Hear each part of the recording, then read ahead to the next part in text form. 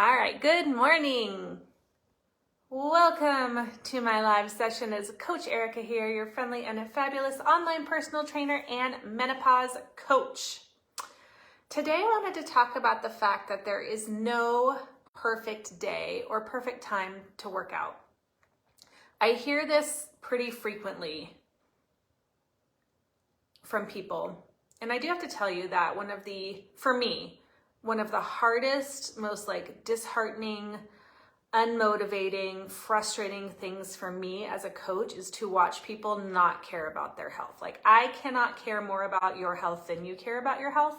But I think most of us get into this field because we want to help people. We're excited, we're motivated to help people change their lives. And then, year after year, you just obviously have those wonderful, stellar superstars who really do change their lives around. But to be honest, the majority of the time we see people who quit or cancel or don't show up, and you can see their potential, but they aren't realizing their potential. And just like any relationship, you can't change people like that. So one of the things I hear most often, excuses, and I'm going to say excuse because it is that it's not the perfect day. My day went to crap, so I didn't work out, or I wanted to do 45 minutes and something happened and I only had 20 minutes, so I didn't do anything.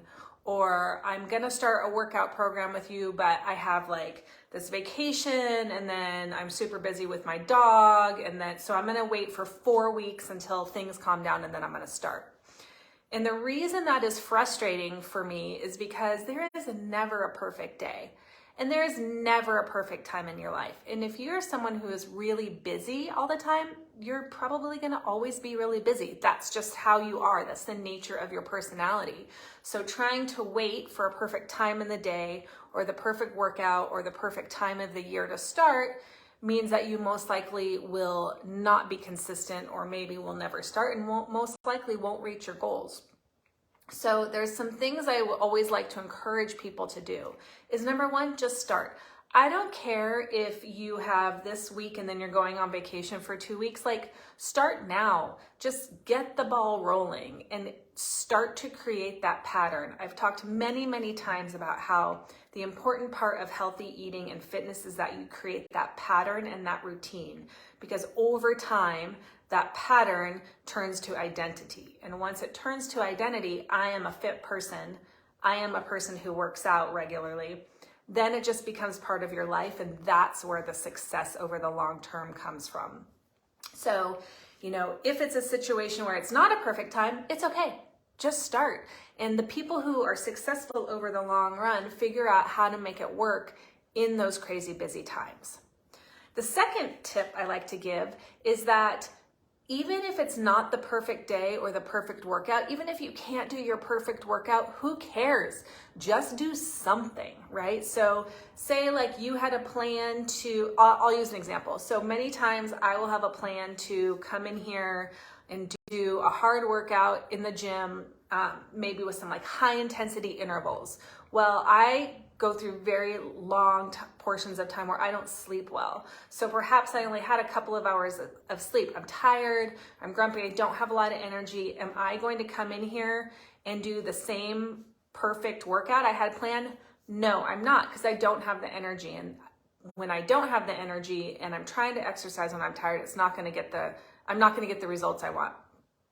But am I going to also just throw it away and not do anything altogether? No, unless I'm sick or something. No, I'm not going to do that either. What I'm going to do is I'm going to take my plan and adjust it. Perhaps I just do heavy lifting, but much slower, maybe just a single body group at a time. Or maybe I won't lift and I'll just go on a walk, but I will do something.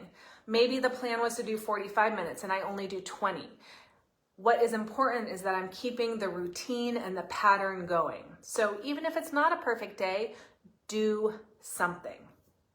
The other thing that I've talked about in the past, and most of these ideas come from James Clear, who does a lot on habits, right, and mindset, is that he just posted one the other day I really liked, and he said, you can reset your day at any point, which we've talked about. in the past. I've done videos, I think of videos on in the past. Like if you're having a crappy day, if you're grumpy, if things aren't going right and you're like, well, this whole day is going to crap, you can reset at any point. You can say, nope, it is 11:30 right now. I'm going to start fresh from here. The new one that he posted was that you can divide your day into 4 quadrants, like early morning, late morning, afternoon, evening. And say like you didn't sleep well, like your kids were fighting, something happened, you know, whatever, you spilled your coffee in the morning. So your morning is just not going well at all. Instead of just throwing away the rest of the day, stop, take a moment, say, nope, you know what, I'm gonna reset for mid-morning to lunch. Or if lunch didn't go well, I'm gonna reset for the rest of the day. It might be just like a silly, simple thing, but just taking that day, that quadrant of the day and saying, you know, that quadrant's over. We're starting a new day. Then it gives you the permission maybe and the motivation not to throw away the rest of the day, which means maybe throwing away your workout for the day or eating crappy the rest of the day because you've already like given up. So my 2 tips are, if it's not a perfect day, do something. Doesn't matter what it is, because there's very rarely going to be a day where it's like perfect and you did the perfect workout and you feel great and everything is wonderful and sunshine and rainbows. If your days are like that, congratulations. I am envious. The second one, so do something, regardless of what it looks like. The other one is reset the day. Divide the day into those quadrants. And if one part of the day is going crappy, then just view it as its own separate entity. In the next quadrant, you get to start fresh. Instead of a day starting fresh, like a quarter of the day starts fresh. And then finally, if it's not the perfect time of your life to start fitness, again, do it anyway. Get the ball rolling. The hardest part is taking those first few steps. So once you take them, learning how to manage the scheduling issues and family issues and vacations, that's where like the good stuff is, and that's where you're able to maintain your routine and achieve success over the long run. All right. Have you tried any of those things? If you have, let me know in the comments below.